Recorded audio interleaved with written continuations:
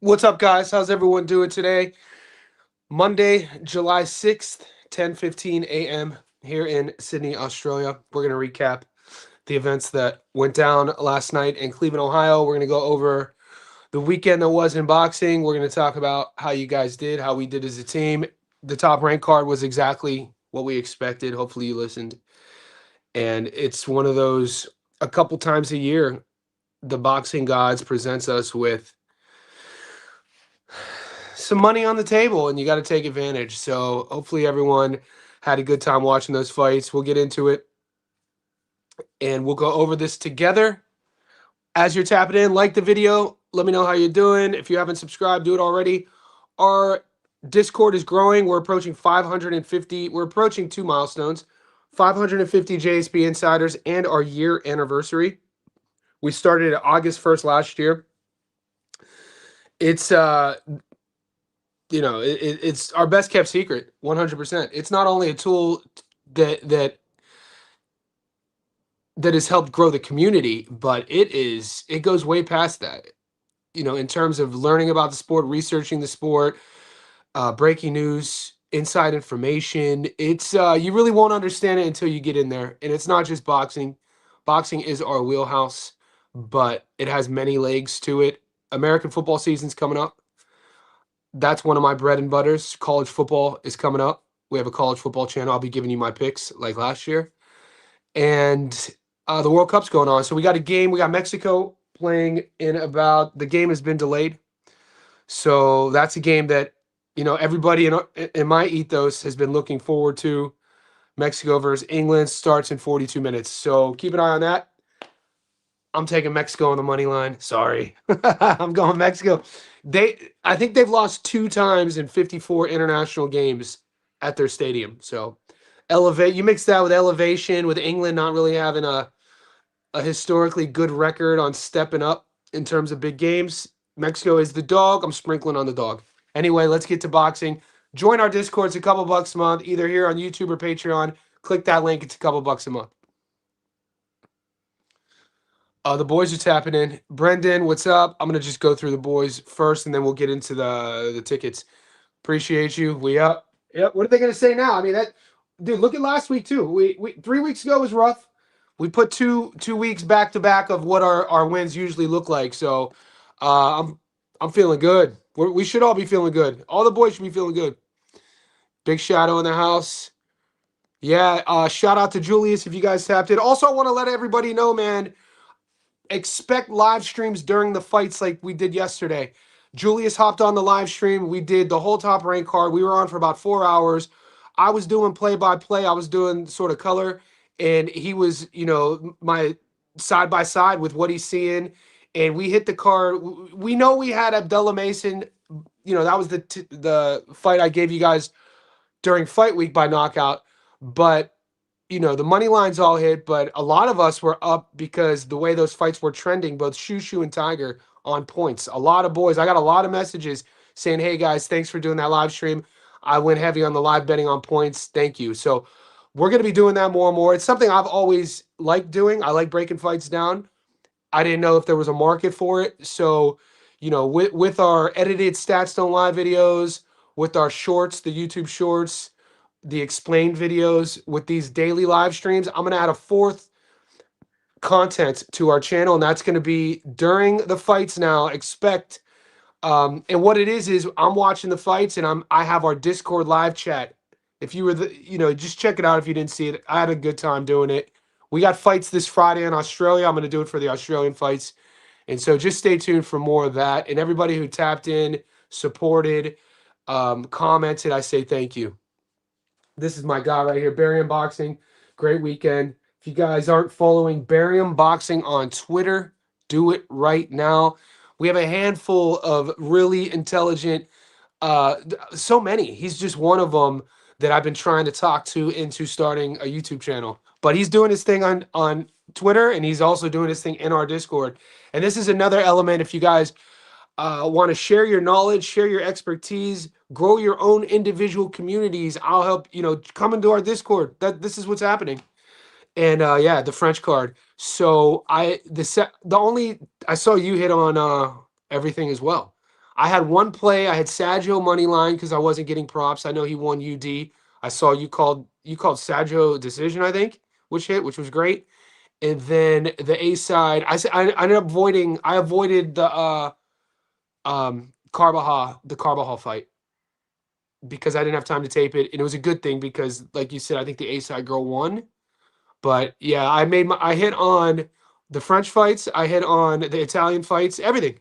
So it's good. It was a great weekend all around, and you don't have to get fancy. You know what I'm saying? Some people, and you don't need a lot. We don't need 7 fight cards a weekend to make money, guys.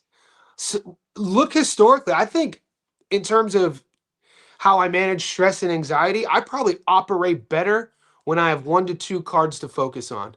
When the deck is all out, we got Matchroom, we got Top Rank, we got that. It could be a little overwhelming from my perspective. And advice I always give to the boys is you don't have to bet on every fight. It's not like you see all these fights, all these options. You don't have to take action on it. You know what I mean? Like I gave 4, the tickets I gave, it was 1 card and I avoided fights. It's okay to avoid fights. You don't have to bet every fight. And sometimes we make the most money when you have those boundaries and you pick 4 or 5, maybe 3 to 4 fights, sometimes 2 fights, and you focus on those. And that was this one of these weekends. We didn't have a lot, but we made a lot. That's kind of the mindset of our group. We're very optimistic in the JSB Discord. We're not pessimists. We keep the energy high. We put the work in. We put the effort in. We share our knowledge. We share our tips, and we win. So you don't need a lot to make a lot. And also, don't live under this impression for you boxing fans. Boxing is in a great spot. I was saying this on the live stream yesterday with Julius. Just like Barry Unboxing, Julius is another one of our sharps in the group. He was on my live stream yesterday. From an international perspective, from a men's perspective, female perspective, from a streaming perspective, promotional perspective, boxing's never been in a better place. And then who gets to grow from that? Us. We get to take advantage of it. I don't like saying take advantage because it's like we're using our sport, but we're actually using our knowledge to gain from our sport to make money, and that's what we're doing. Dude, this guy right here, Barry Unboxing, go to his Twitter, see how often he wins on women's boxing. It's not like we have to be talent scouts. This isn't this isn't us traveling the world looking for the best fighters. No. This is us being researchers, archaeologists, seeking out the best odds to make the most money. That's it. It's not our job to do matchmaking. It's not our job to critique how good a fight is going to be. Our job is to have an eagle eye, assassin-like approach to the matchups, identify where we can make the most money, research that, execute that game plan, and then wait and watch. And this is what we do. So it's exciting. Everything went exactly as planned. Brandon, yes, it did. This is my Julius, man. Read all the comments from the live, man. That was fun. We're gonna do it more often. I plan on doing a live stream every fight opportunity we get. And Julius is another one of our sharps that, just like Barry Unboxing, that I'm trying to talk into starting their own YouTube channel, because the more guys that we have with our same mindset, our same approach, right? It's about the approach, not about agreeing. Barry and I disagree. Julius and I disagree. It's healthy to disagree. But I'm talking about our approach in terms of how we operate. Identifying the matchups, doing your research, figuring out a game plan, and then betting on that. I think that's our unique brand, and doing it in a very optimistic way. Money Meech, we up. Mexico will complete a full. Let's go. Yeah, I got Mexico by themselves at plus 220. You and Julius live fight chat. Appreciate it. Jake Bellinger. Yeah, Jake was like, I'm glad you finally did the live stream during a fight. And I said that sometimes I need a bit of a nudge. So if you guys remember, it was last May, 15 months ago. Shout out to Muscles. Muscles asked me 15 months ago to start giving my predictions and to start a Discord. It took me from when he was asking me from May and to do live streams. It took me June, July. It took me 3 months to even do that. So you guys have been asking me for a few months to do the live streams. I like it. I really enjoy doing it. I used to do it with no audience. I used to break down fights on YouTube when I had like 200 people, just 200 followers. Now we're approaching 30,000, and it's good to revisit that side of the game. I have a lot of fun doing it.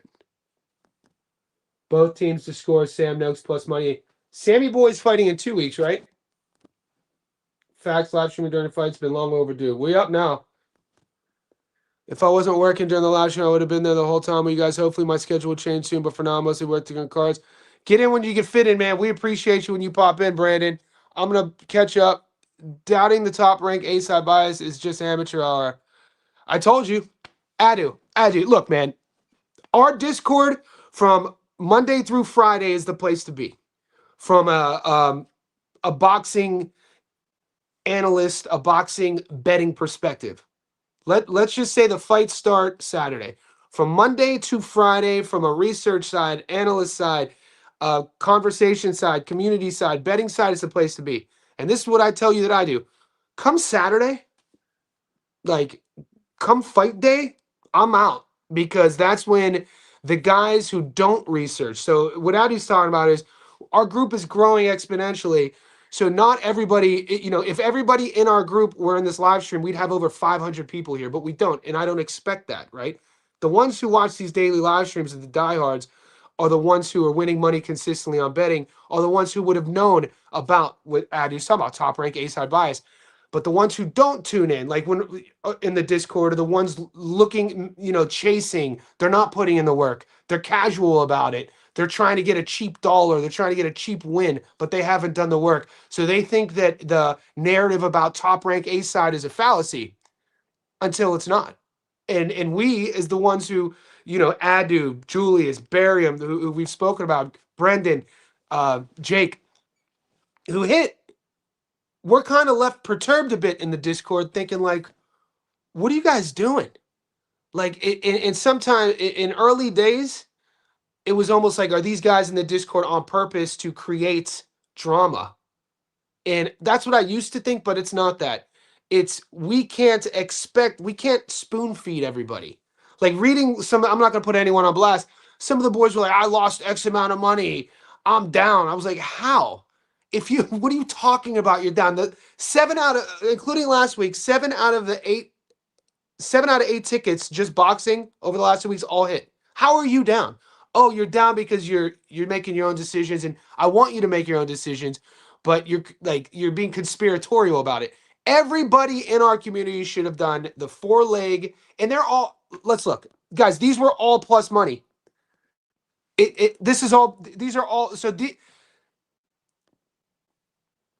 All these tickets at least doubled your money. What else? I mean, what else can I do? And then the last thing I ever wanted to do, and guys, full transparency, I take a lot of heat online because how cheap it is to join in the Discord. Did you know that? I don't talk about it a lot, but there's guys on Twitter who are like, it's $6 to $7. I think it might be $7. It's $6 or $7 a month to join our Discord, right? I didn't know that some guys charge 50, 60, 70. That was never my goal. So I'm getting shit talked about me because it's so cheap to join the Discord from the outsiders. And then people who are in the Discord who maybe are making their own decisions are complaining. So you have to understand my perspective. Every ticket we give you publicly is at least doubling your money. I have never that matters because it's not like we're just picking Tiger Johnson on the money line and you're getting $22 off of 100. We have to take risks. And this is what makes us good. Okay, this was my setup yesterday. I'm sure this is common with our group. A lot of you boys are like me, four devices going. We got the laptop, the tablet, we got the big screen, you got this is what it is. This is fight weekend, baby. We're going to get into it. We're going to get into my thoughts on how that ended too. Okay. So I don't usually like going, and because we didn't have a lot of options this weekend, we had to take what we had, right? So I'm not going to force the issue. Somebody in our YouTube comments were clowning, oh, it was way too risky for plus 142. I'm like, bro, these are the fights that they played for us. Is it risky when you, I don't want to say they're a lock because that's not rhetoric I use. But, you know, like Barium said, the French card, the Italian card, top rank A sides, are those, you know, it's all we had. You pair all those together. I gave you guys this on. This is for all the people who aren't in our group. What I do is I give you my bets before fight weekend. So look, I placed this Wednesday, July 1st. I gave this to the team, which would have been your Tuesday in America. So your Tuesday, last Tuesday, you got this ticket. $100 would have got you your money back plus 142. You are doubling your money exponentially. 1,000 would have got you your 1,000 back plus another $1,400. That's on one ticket, right? This is why I don't understand people. This was our prop of the week. Look when we put this one in. Tuesday, last Wednesday in Australia, Tuesday in America. We got Abdullah Mason at plus money, plus 105 to win by knockout. It went exactly how we thought it was going to go. And we'll get into that in a second. Meaning 1,000 on this pick would have got you your money back plus 1,000 plus. So you would have doubled your money. This is the one that, you know, when we posted, when I saw this last Monday, I posted, I created it because I knew I was like, plus money wasn't going to stay. And part of what I do, I have to be early about it because we have a community, right? It's all about timing before odds crash. So we did this. I did this last Sunday. This is how confident I was. I gave you guys this ticket, the JSB Insiders, last Sunday in Australia while fights were still going on, Monday in Sydney. And at the time, you would have been able to take Scooter, Tiger, Bruce, and Della on the money line, and it would have doubled your money. So, like, it's another thing. If you guys are insiders, pay attention to how quick I pulled the trigger, because you guys can look at the statistics. When I'm placing bets that early, those are the ones I'm really confident in. And so that was our work. Yeah, and that was, but that's, and of course in the YouTube comments say, oh, anybody could have saw that comment. When we win, you guys say that. So whenever we win, the haters will say, those were easy. That was easy money. Those were locks. And then when we lose, they're waiting. When we lose, they say, you don't know shit about boxing. So I get all that. The ones who are in our group, though, moving forward, you should know by now top rank A sides. This isn't anything that we discovered last week. These are things that we teach throughout the year. Top rank A sides. I have the Tiger cards. You know about that. Gabby Fundora by knockout. You know about that. There's patterns. There's patterns to pick up on moving forward that you should already know. Top rank A side is like, I should make a t-shirt. If I went to a boxing event, I guarantee if I made a t-shirt that said top rank A side, people would know what it was. The bettors would know what it was. I wish it would have. Yeah, that man would have died, man. Albert Bell did not want to be there anymore, though. You live commentary was fire. Keep doing it, my guy. Thanks, man. I appreciate you tuning in. It's going to be commonplace now, just like these daily live streams. What actual fights are there this week? I'll get into it. We have fights in Australia. We got Max McIntyre fighting this week, Friday night. So there's fights Friday night in Australia, and then which will be Friday morning. And then we have fights Monday in Australia, Sunday in America. Conor McGregor, UFC. I'm going to be doing a UFC live stream. A lot of UFC fights to talk about. So any JSB insiders who want to, on the MMA channel, who want to come on later in the week to talk about the UFC, let me know. What's up, Johnny Sleep? Great weekend of boxing. Hoping for the ultimate Rocky win tonight. Mexico. I'm going for him too, man. That's where my money's at. Michaela Myers, great value. I'm loading up on her. We're going to pull the odds up. I'm going to give it another few minutes or so to get everything, to kind of talk about everything that happened this weekend. Ask any questions that you have, your thoughts on the fights. I know Carrington, a lot of people picked Carrington by knockout, didn't go. Tiger by knockout, didn't go. They both won on points. Tiger handled his work a little bit more professional. Carrington, he got the job done, but he had to answer some questions. I still think he came in with an injury. He didn't say it. He got hurt to the body a few times. Guys, both guys fought undefeated Mexicans.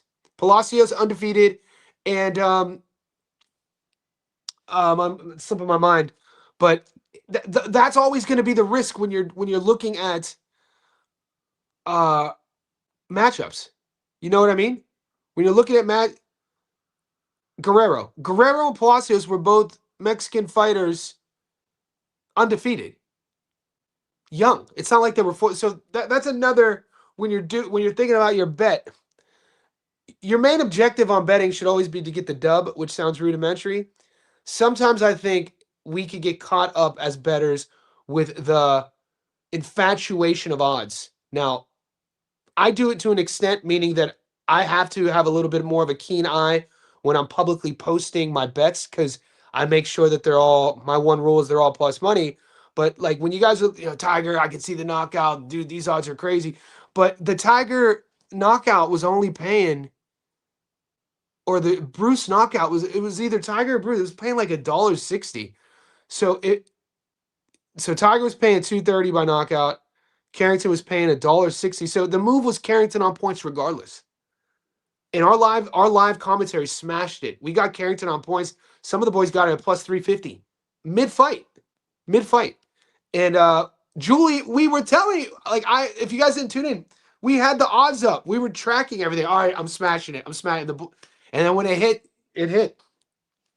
So yeah, it's hindsight's always 2020 though.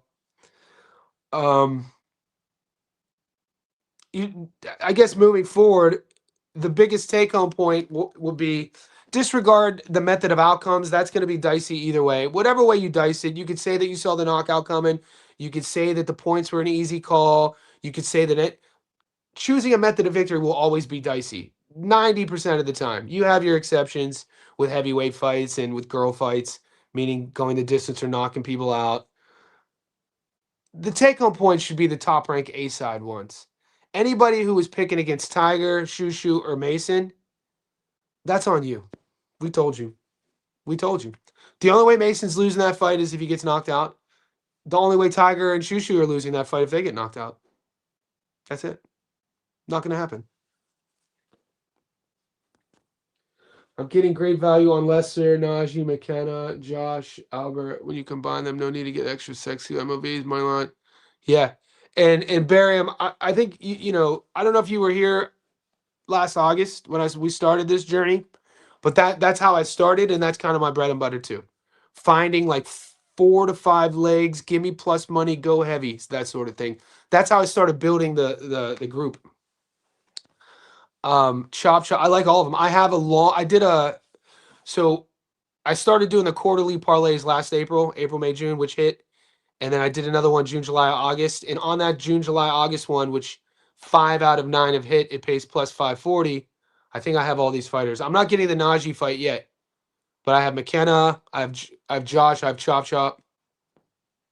It's a good read. Adatuama, Pacheco, there's so much. Yeah, bro, this is why we get along.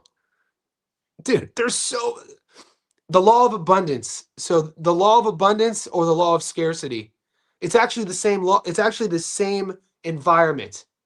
So when they met, the way you philosophize the law of abundance or the law of scarcity is you keep the environment stable. What I mean by this, and I'll use a personal experience to explain this. And this is connected to Barium's perspective on this, how he says there's so much food coming our way. How I say that rather than saying boxing's in a terrible spot is that I used to work at a health club in Sydney, and on an average day, we would have 3,000 members. This is an elite health club.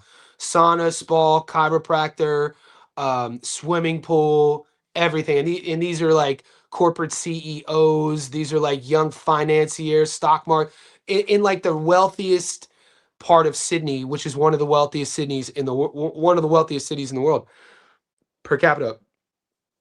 And so you have 3,000 to 4,000 of these people who are coming through your facility. It's like 4-level fitness club sort of thing. Within that fitness club, you have 30 fitness coaches, strength and conditioning coaches, personal trainers who specialize in their own individual specialties, paying $30,000 to be there. Okay, so this is where I came from. I did this for about 7 years. So this is a business model in Sydney. Not all fitness gyms are like this. Half the fitness gyms are like, I'll work at your gym and then you pay me an hourly wage. And then I found this one, it's like, no, if you work here, you have to pay to be here. And I'm like, huh. So from an entrepreneurial perspective, I always said, this is going to work. I'm not going to be a fitness coach unless I run my own gym or I work in this business model. And so while doing that for years, I learned really quickly that, remember the law of scarcity, law of abundance. Like 90%, maybe 90% of the coaches I worked with looked at that space through the law of scarcity. They're like, dude, they're hiring another personal trainer. What the hell, man? How am I going to pay rent? How am I going to pay rent? Rather than saying, like, there's so much competition here. They hired another boxing coach. What the hell? I'm the boxing coach.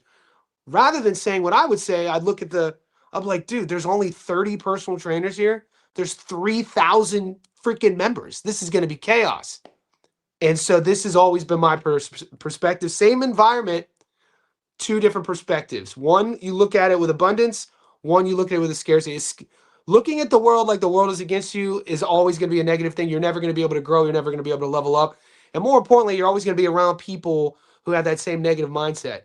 Law of abundance is like, I have everything that I need. It's already in front of me. It's up to me to decide to do what with it. And long story short, that's where we are. Pacheco decision about to feed families. Yeah, he ain't knocking anyone out.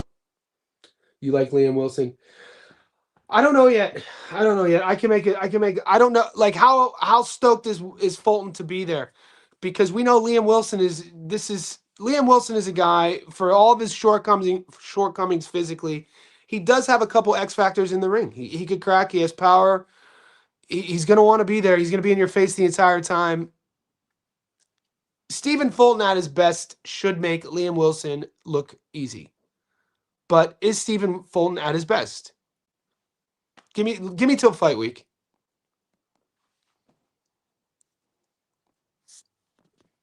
Listen to him. Youngin. What's up, homie? Moonshot in the house. JSB, we up. Moonshot. That's all we're here, because it's not about the money, but the knowledge. Thank you. Knowledge you've given me over the last year. Price, homie. Don't let me tell. Appreciate you, man. Musk versus Zuck. Who do you think takes it? Well, that was like 2 years ago. We were talking about that 2 years ago. Remember they almost fought?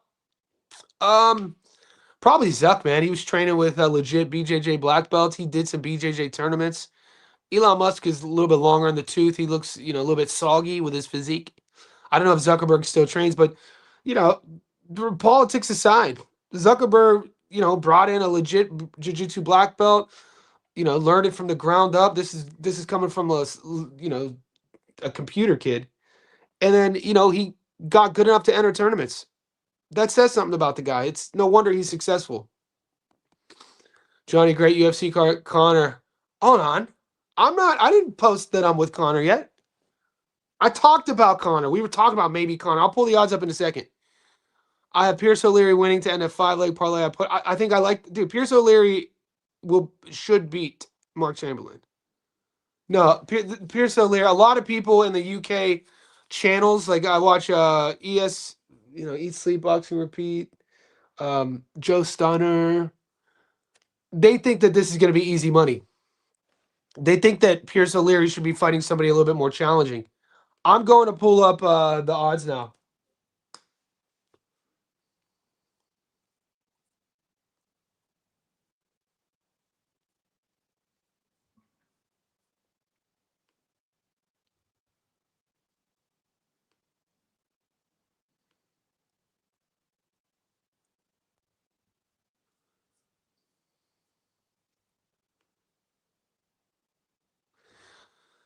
I would like to know what, like, if somebody wanted to come on, because I'm seeing a lot of slander about Abdullah's performance.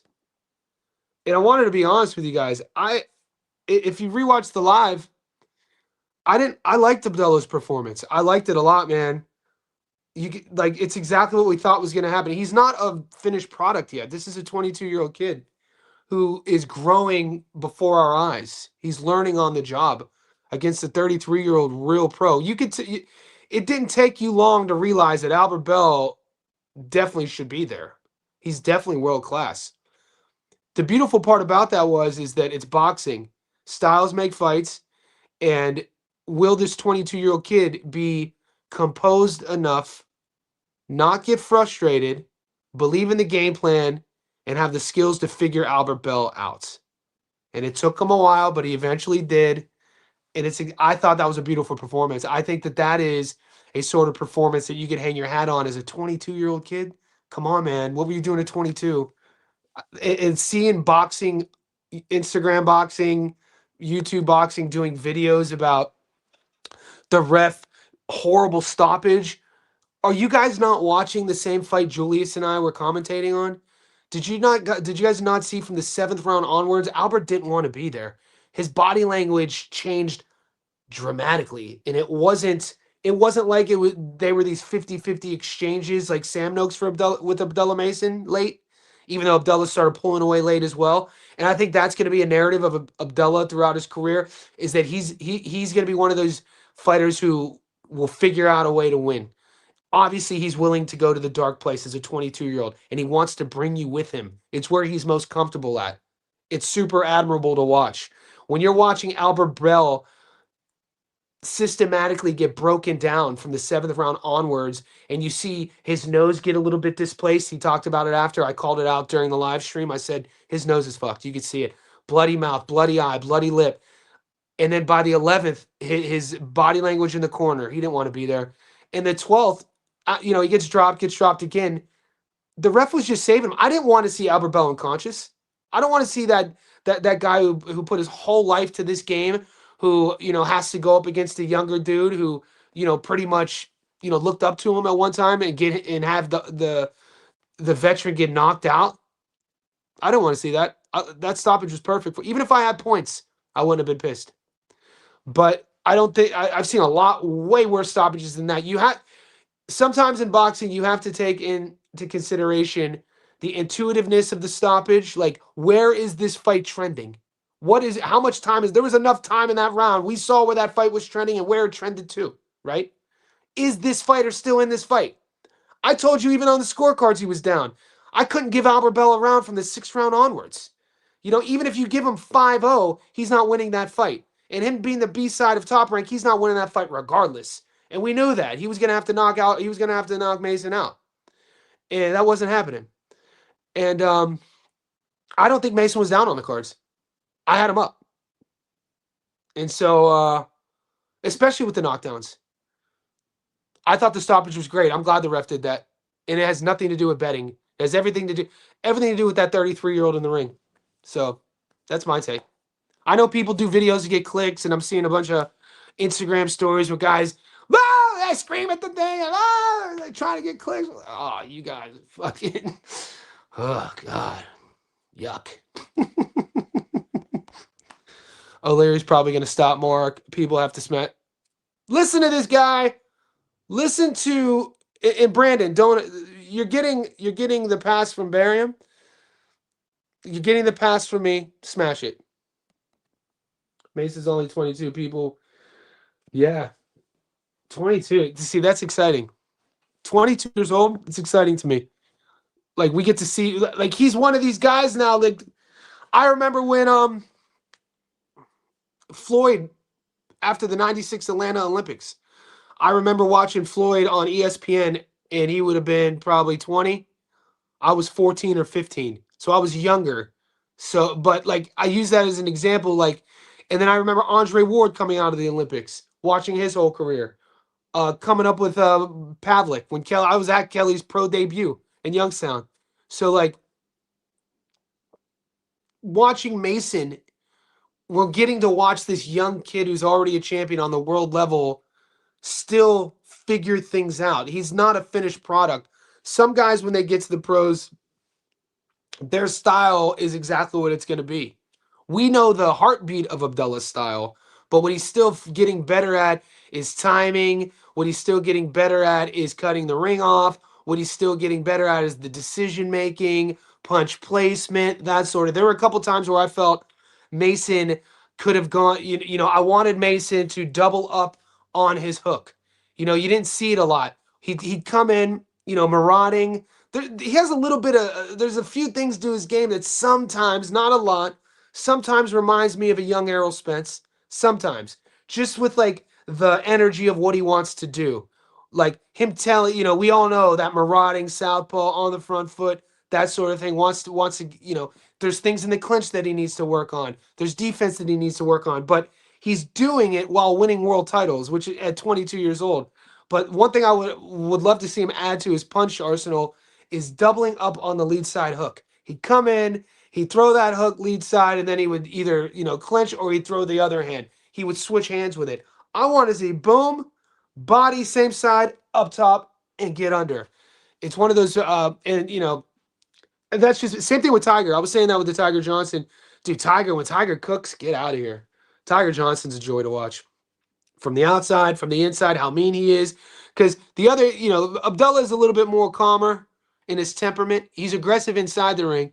And Tiger's always been kind of calmer until recently. And to see him grab the mic, you guys think I'm crazy. I think he gives Devin Haney a hell of a fight. I'd love to see that fight. I think you guys are smoking if you think Haney's just going to walk Tiger Johnson. You think he's just going to walk him down. Tiger's good, man. And I think Tiger's going to be one of these guys, as he levels up, the higher competition will make him even better. So I'm a big fan. He's one of my favorite fighters at 47. BZ checking in. What's up, player? They showed the scorecards on IG. Mason was way up. Yeah, people were just, and I told you guys also this, and I hate saying I told you. That's not what I mean. Reiterating the point of not listening to Sergio Mora and not listening to the neck dude, who's this guy. And no offense to people with, that dude bothers me, Chris Mannix. It's his score. Whenever you're that awful at scoring, it's one thing. But whenever you're that awful at scoring and you gaslight the audience, that's another thing. Now, the way my mind works is if you're awful at scoring and you're gaslighting our boxing audience and you have that neck, that's something that's going to concern me. That's something that's always concerned me was Chris Mannix's neck and chin and the gaslight. Don't listen to these guys, man. These guys are paid to sway the live boxing odds. They're going to make you think a guy's winning when they're not winning. They're going to make you think that your guy's losing when he's not losing. They're going to cause you stress and anxiety. Sergio Mora should be ashamed of himself with some of his takes.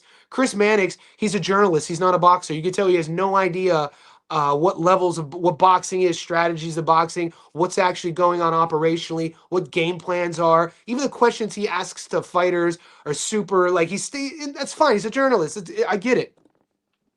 But, if you're watching those fights, and this is why I think we had a lot of fun doing the commentary, is because a lot of the boys were listening to us, Julius and I. And I never listen to Mannix when those fights are on. So he's awful.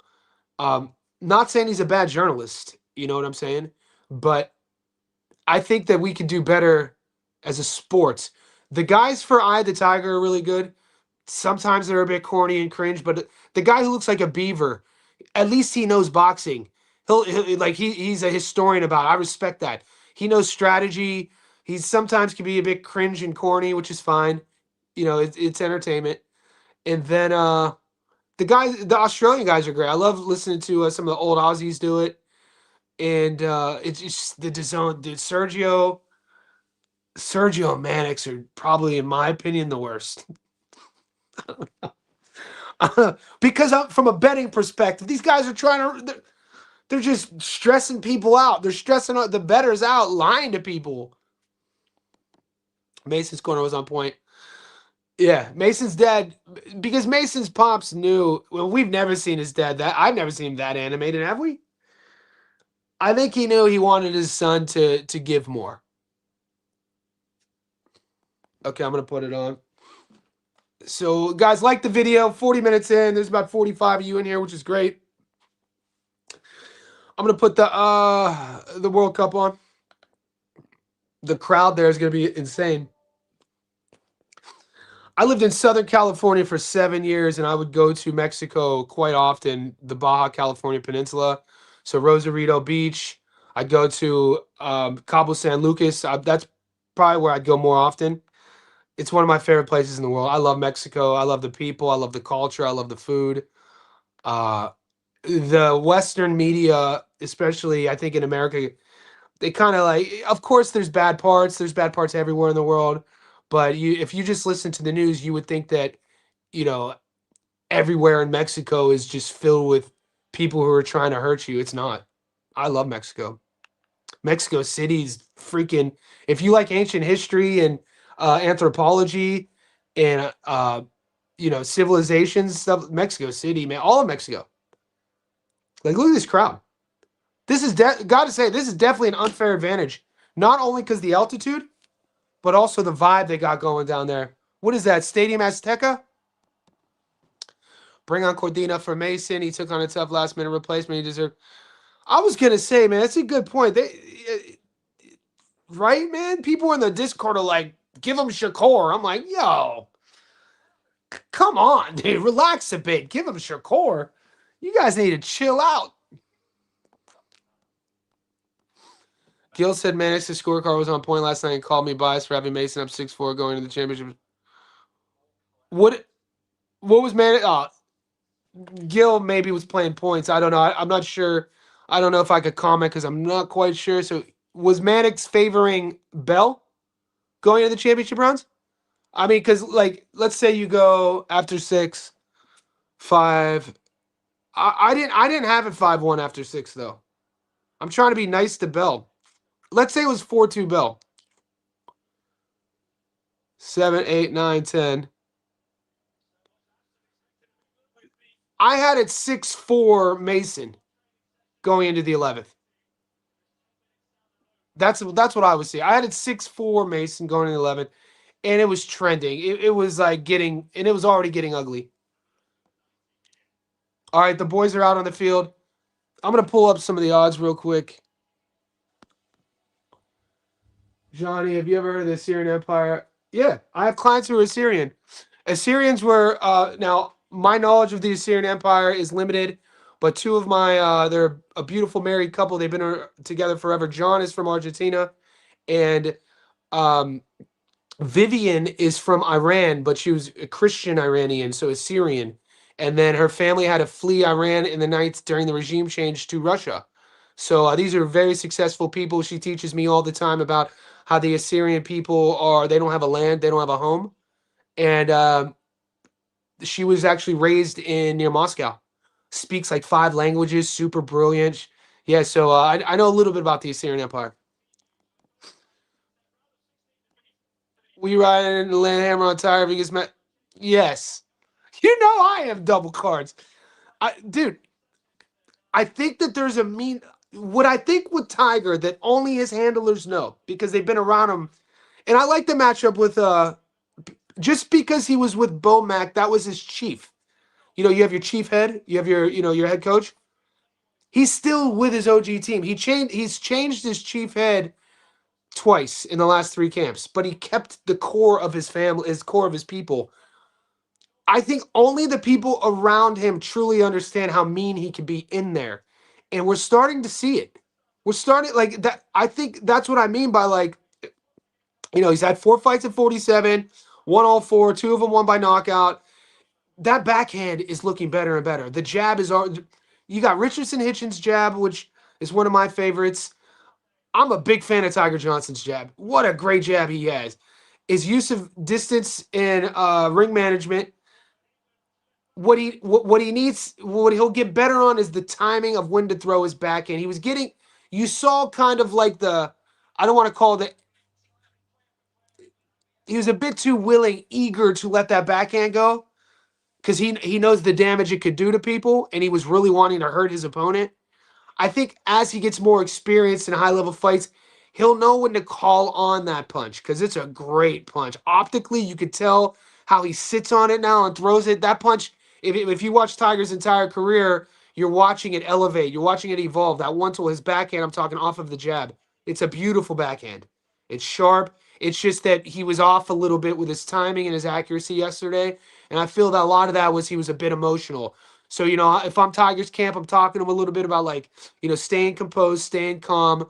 Don't force the backhand. Let it come to you, and then that's where you'll start getting the stoppages. It's like a home run hitter. He's in a batting, a baseball analogy. You're in a slump as a hitter, and you're trying to hit everything over the fence, and you're grounding out, you're popping up, you're striking out, and then the one pitch that as a former baseball player, it's always the ones that when you hit a home run. If you guys have never hit a home run before, this is what it feels like, and if you've hit a home run, you'll know what I'm talking about. It's like you hit a pillow. Or same with knocking somebody out. I remember I was in a street fight once when I was a kid. This big bully was trying to beat me up, and I hit him with one punch, and I thought he was faking. And it's like, you know, you're not like nothing. You think they're faking. Same thing with the home run, and same thing with Tiger Johnson's backhand. Tell him not to force it. Just let it come naturally. But optically, it looked great. Yeah, that's in guys. This is in 2 weeks though, right? I'm gonna do the Eubank Papo. No land, no home, we're around the world. Yeah. So I know about these Syrian people. It's a beautiful, rich history, rich culture, proud, intelligent. No wonder we get along, Moonshot. I'd like to see Tiger face Brian. It's a good fight. Brian Norman Jr. Let me see if we're getting a. That's a great fight, Brandon. Now that you mention it, I could sit with that fight. Yeah, you're Brian Norman Jr. You're gonna want to make Tiger uncomfortable. You're gonna. I think where we see Tiger could be uncomfortable is fighting off the back foot. But what's crazy though is that he was drawing in his opponent like he's comfortable, or at least that like he doesn't feel uncomfortable. I think personally off the back foot. I think when we watched him last night, he got caught with that big straight that kind of snapped his head back once. He got caught with and they got caught with a hook exiting. So he feels comfortable, but optically it seems where sometimes he looks like he might be uncomfortable would be on the back foot. Devin Haney, I don't know if Devin Haney would bring that out of him. I think Tiger would fight Devin Haney off of his front foot, and Devin would have to use the jab. I'd love to see the jab. I'd love to see Haney's jab versus Tiger's jab and the speed of it and how that would play out. And then Norman's aggression, Brian's aggression versus Tiger, and who would be the hammer, who would be the nail. That's a great matchup, man. Good call. Brian got real power, but Tiger's sharp. All right, young and stay up, man. I'll see you. I'm gonna pull up. Yeah, so we're getting two fights. Max McIntyre is a card that's happening. Mexico's in the Mexico. 2 minutes in, Mexico's threatening already. Let me lower that so YouTube doesn't strike me. I'm the biggest soccer casual in the world, but I've watched every World Cup game this year, and I got to tell you, I'm a fan. I'm a fan of it all. I'm learning every time I watch. Okay, so who do I want to see Tiger face next? 147. I don't know. People, let's see. Give me 1 second.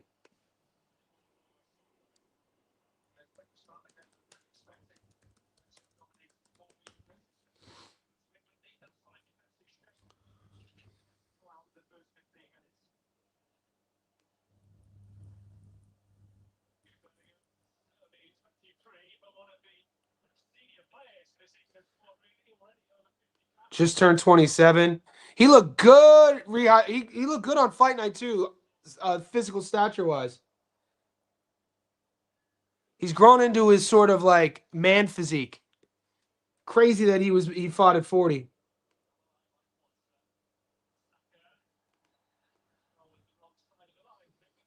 We're gonna wait for that to load. Covington is not being Figgy. Let's get this out the way. Covington. Okay, so you're asking. So we can make what we want of. We can make what we want of BoxRec. Guys, I got to take a phone call real quick. Give me 1 second. I'll be right back.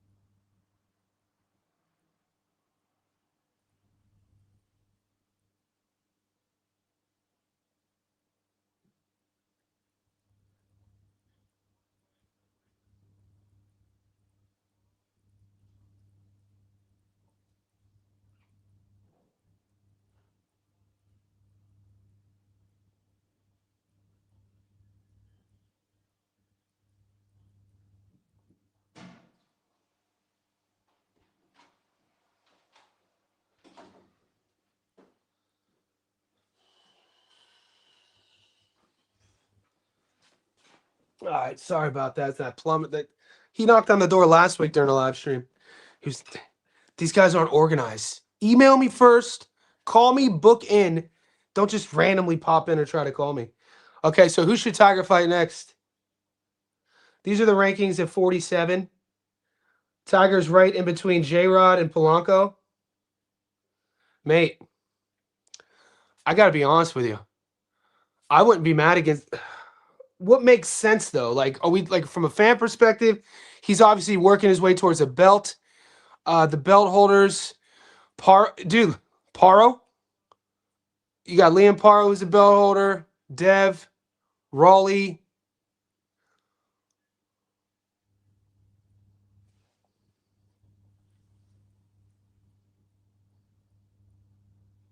And Ryan. So you got Ryan Garcia, Devin Haney, Raleigh, and Liam Paro. I think Tiger Johnson versus Liam Paro would be a fun fight, stylistically. It's tough to bet against Liam because he figures out ways to win too. He's a tidy little southpaw, but we see him. The last two fights have been tough for him, Crocker and Popo. I don't know. Of those champions, Raleigh has that weird power. Ryan has that weird power. The question would have to be: is Tiger durable enough? Like, how comfortable is Tiger in a firefight? Can Tiger withstand Raleigh's power? Can Tiger withstand Ryan's hook? But from a skill perspective, I'll put Tiger in there with anybody. From a boxing skill perspective. At 27 years old, he's as ready. You got to think, he's growing into his physical prime. He's as ready as he's ever going to be. He'll probably be better, a little bit better next year than he is this year. But from there, he's reaching his sort of like physical prime, his ceiling. Probably one or two fights within the top 15, then a title shot.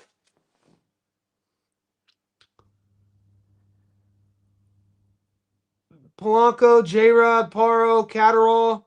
Catterall and Barbosa are there's some good guys at 47 people don't talk about. I mean, Stanionis. I don't know if Tiger's quite in the top. I think Tiger's like in the second level of the top guys at this moment. But if you'd ask him, he would tell you he's at the top. Is he ready for Dev? Right now, he would say yes. This is who he wants. I would like to see him maybe have one more fight.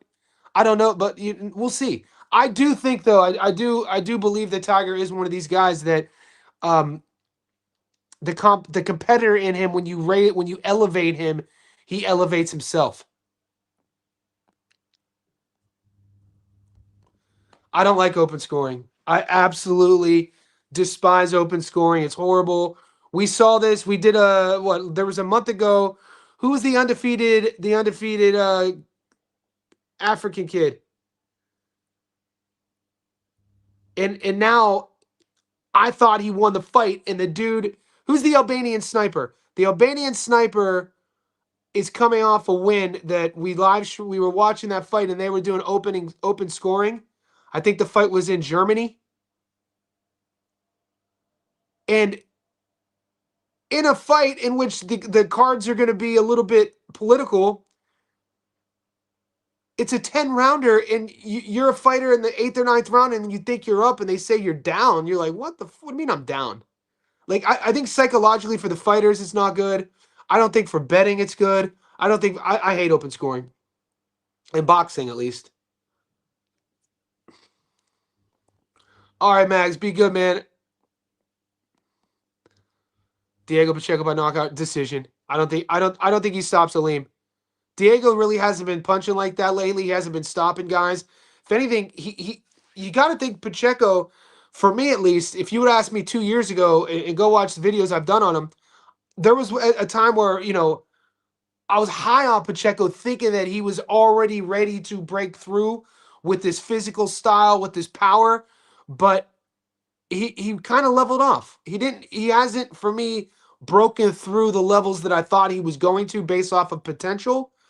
And so, what is that? Is that gears? Does he just not have gears?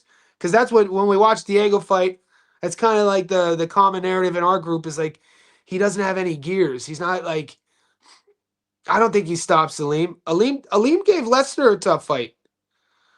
You know, you'd have to if you want to do boxing maths off jump. You know, does Diego beat Lesnar? Does Lesnar stop Diego? And granted, I don't think Lesnar's the puncher that they sold us. They sold to us. They kind of sold to us Lester Martinez as being this Argentinian knockout artist, and then you see the Billy fight. You saw his fight against Aleem. I just don't think he has that one punch power. Fun fighter, you know. He could be a bit one dimensional too. Boxing's a tough sport, man. I think Pacheco on points. I'm gonna go heavy on. I'm gonna see if I could get that right now.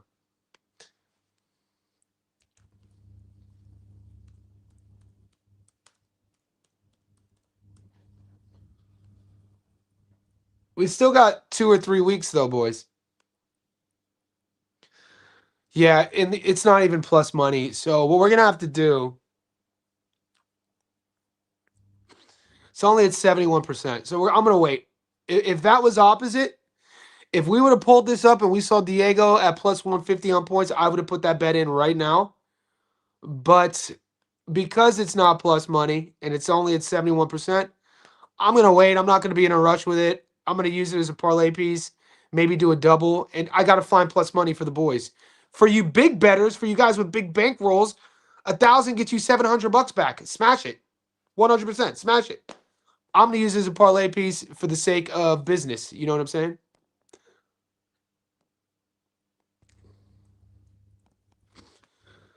Yeah. I gotta be honest with you, big fella. I like that fight. Mean Machine, Stanionis, Bakary Samaki. The chat always steps up. Oh, I think I don't know, man. I don't know. I want to keep those guys separate because I like Jin. Jin's been training in America too. I think Jin either moved to Big Bear or he's doing this camp in Big Bear. Keep Jin separate. Keep Tiger and Jin away from each other.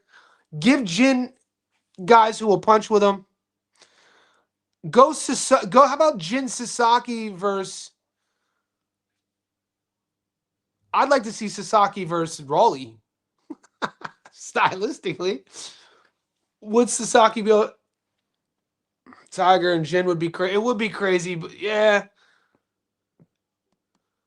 Pacheco has digressed. He needs a new. He did. He left Benavidez Senior. I don't like his current team, but he has enough to beat Aleem. It'd be hard. Yeah, Jin.